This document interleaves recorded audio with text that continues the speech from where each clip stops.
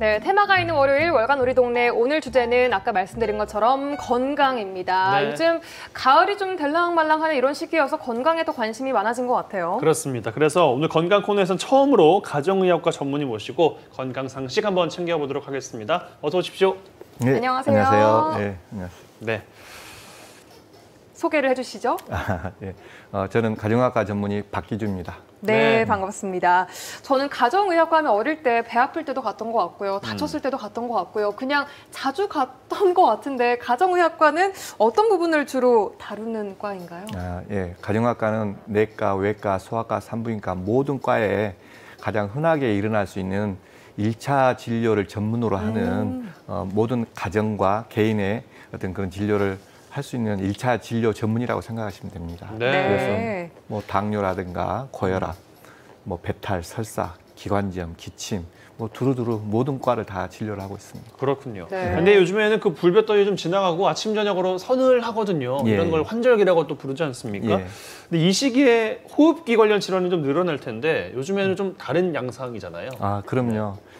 예전 같으면 이제 지금쯤이면 뭐 감기가 많아진다든가 기침을 해서 기관지염으로 해서 병원을 많이 이제 찾는 분들이 많는데 요즘은 이제 코로나로 인해서 여러분들이 뭐 손 씻기를 자주 한다 할지 뭐 마스크 쓴다 할지 그러다 보니까 기침이라든가 기관지염 환자들이 많이 줄었어요. 그래서 아무래도. 예, 많이 줄었습니다. 네.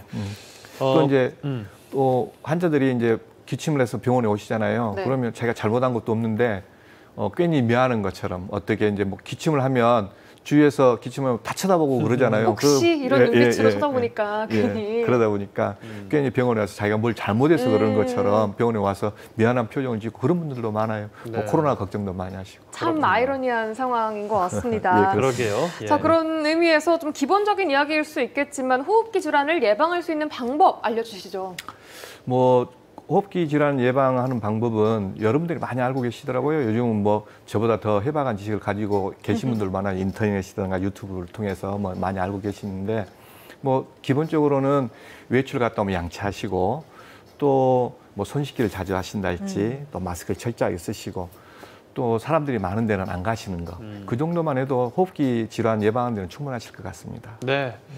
코로나19로 인한 풍경 몇 가지 좀 짚어볼 텐데 네. 감기 환자가 아까 이제 줄어든다고 이야기하셨잖아요. 그래서 예. 동네 병원들이 좀 어려움에 처한 경우들도 있다고 들었어요. 예, 그렇습니다. 옛날에는 보통 감기 환자들이 보통 병원에 많이 오셔서 이제 그런 환자 때문에 병원을 유지하는 경우들이 많이 있었어요. 기침이라든가. 근데 네. 요즘 그런 환자들이 많이 좀 줄었고요. 또 개인 위생을 철저하다 보니까 그런 환자들이 많이 줄어서 병원에 내원하신 분들이 많이 줄고 또 이제 환자분들이 이제 코로나가 확진되신 분들이 병원에 오게 되면 한 2주 정도 또 자가격리를 해야 돼서 병원 문을 닫아야 되거든요. 영업 정지를 해야 되니까. 뭐 영업 정지보다는 영업을 못 하죠. 중지. 네. 중지죠. 그러다 보니까 병원이 어려울 수밖에 없고 아무래도. 아무래도 힘듭니다. 예. 그런 것들. 그러니까요. 그런가 하면 코로나19가 바꿔놓은 또 다른 모습이 있을 것 같아요.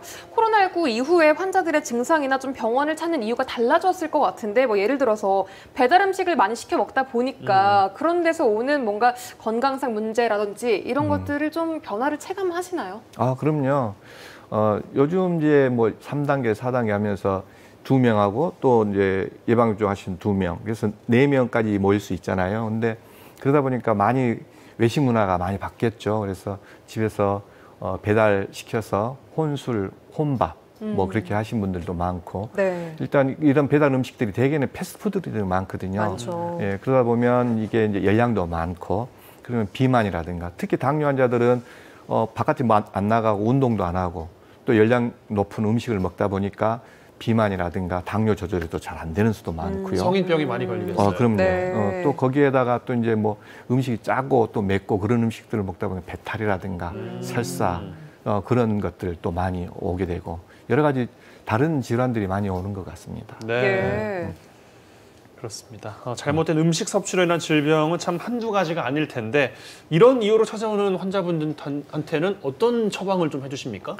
저는 이제 병원에 오시면 이제 물론 병원에 오면 약물로 이제 복용 처방을 이제 해드리지만 주로 이제 약물 처방보다는 어떤 음식을 잘 섭취할 것인지 또 어떻게 운동을 또 하실 것인지 그걸 제가 또 말씀드리거든요. 평소 생활 습관을. 예, 네네. 이제 그렇게 되는데 대개 이제 그 고령층에서는 단백질 섭취를 이제 배달 음식을 먹다든가 혼자 밥을 먹다 보면 단백질 섭취가 많이 부족한 경우가 많아요. 그게 운동이 부족하면 또 근력도 떨어지고 근육량도 떨어지고 그러다 보면 가다가 낙상 위험도 높아지고 네. 고령층에서는 그러다 보면 또 척추가 무너진달지 넘어지면서 그 다음에 또 이 대퇴골이라든가 골반뼈가 부러지셔가지고 낙상하면서 와상 상태로 돼서 병원에 입원하신 분들도 많습니다. 그래서 골고루 음식도 좀 드시고 또 거기에 이제 걸어 다닐 때도 좀 조심하시고 뭐 그렇게 말씀을 많이 또 드리고 네. 또 운동도 이제 많이 제가 강조를 많이 합니다. 요즘 사람들이 운동을 뭐 많이 하는 게 좋다고 생각하시는데 꼭 그건 아니거든요. 네. 왜냐하면 한 30분 정도 대개는 1시간 아래로 운동을 하시면서 뭐 땀을 뻘뻘 흘리는 것보다는 또 좀 땀이 송골송골 맺힐 정도로 해서 좀 빠르게 걷는 그런 운동도 좀 하시면 요즘 마스크 쓰고 막 달리다 보면 너무 답답해요. 그러죠. 운동할 때. 산소가 부족해지면서 또 저산소증으로 쓰러질 수도 있거든요. 머리가 좀 핑 도는 경우들도 그럼요. 있었어요. 예, 그게 네. 저산소증 때문에 그렇죠. 그러니까 마스크 쓰고 너무 빨리 달리는 것도 좋지 않고요. 또 비만이 있으신 분들이 달리다 보면 무릎 관절에 이상이 올 수도 있어요. 그래서 너무 빨리 달리거나 너무 무리한 운동을 하시는 것은 오히려 건강에 더 해롭습니다. 네.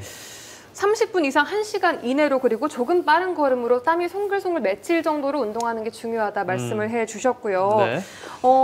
들어보니까 저희 나이만큼 의사생활을 해오셨다고 들었습니다. 예. 그만큼 선생님이 가지고 있는 건강한 습관이나 건강을 유지하는 비결, 방법 이런 것들도 나름 있으실 것 같아요. 여쭤봐도 예. 될까요? 저는 뭐 건강 유지하는 게 뭐 따로 비결은 없어요. 여러분들이 다 아시다시피 이제 저는 주로 이제 스트레칭을 틈이 나는 대로 스트레칭 많이 하고요. 자주 하세요? 예, 자주 하고 또 아침에 일어나서 한 30분 이상 1시간 이내로 아침 산책하면서 명상을 좀 하기 그런 걸 하고 그다음에 물을 한 2리터 이상 많이 먹기. 하루에요? 예, 하루 2리터 이상 먹게 되면 순환이 되면서 배설물 같은 것도 혈액순환도 좋아지고 그래서 차나 녹차, 생수 그런 것을 많이 좀 드시고 그 다음에 이제 스트레스를 좀 적게 받으려고 노력을 많이 하고 있습니다. 뭐 스트레스가 내 마음대로 되는 건 아니지만 스트레스를 적게 받기, 또 좋은 음악을 들으면서 명상을 좀 하기 예.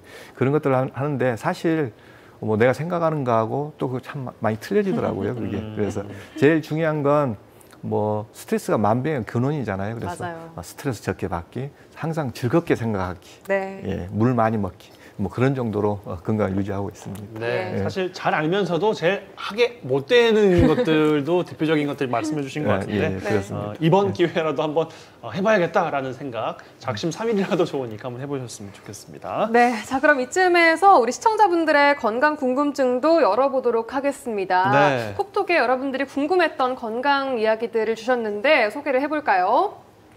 남편이 몇 년째 당뇨를 앓고 있습니다. 약은 꾸준히 먹고 있지만 눈에 띄게 나아지는 것 없이 늘 제자리입니다. 이런 환자들에게는 어떤 식이요법이나 운동요법이 필요할까요? 하셨네요. 당뇨는 참 많은 분들의 고민사항이잖아요. 예, 그렇죠. 예. 저는 당뇨 환자들이 저한테 오면 그 환자분한테 이렇게 이야기를 합니다. 어떻게요? 당뇨를 병으로 생각하지 말고 당뇨를 내 친구로 생각해라. 왜냐하면 안 친해지고 싶은 친구인데요. 그렇죠. 이별해야 될 것 같은데 얼른. 네. 그렇지만은 네. 당뇨는 낫는 병이 아니에요. 대개는요. 그래서 평생 같이 갖고 가야 되는 병이고 그 당뇨 때문에 스트레스를 받으면 오히려 더 심해지거든요. 그래서 당뇨를 친구처럼 너무 스트레스 받지 말고 그렇게 지내는데 아까 운동도 당뇨 있으신 분들은 일주일치를 한꺼번에 뭐 등산을 막 5시간씩, 6시간씩 하면서 나 무리하게. 운동 많이 했다. 오히려 그건 저혈당 위험이라든가 오히려 더 안 좋습니다. 네. 아까 말한 대로 30분 이상, 1시간 이내로 러닝머신을 하게 되면 뭐 한 4 정도, 한 5 이상 안 되게 그런 식으로 운동을 좀 하시는 게 좋고요. 예. 네. 아침에 못하면 저녁이라도 동네 한 바퀴를 돈달지 아니면 요즘 공원 많이 좋잖아요. 공원을 돈달지 알겠습니다. 그렇게 해서 운동을 좀 하시는 게 당뇨하고 약물도 중요하지만은 운동 많이 하고 음식도 골고루 뭐가 좋다 해서 뭐 뱀이 좋으니까 아니면 여주가 좋으니까 막 그런 거 네. 많이 먹지 마시고 골고루 예, 적당히 알겠습니다. 섭취하는 게 알겠습니다. 좋다고 저는 네, 말씀드립니다. 오늘 말씀 고맙습니다. 고맙습니다. 예, 고맙습니다. 예.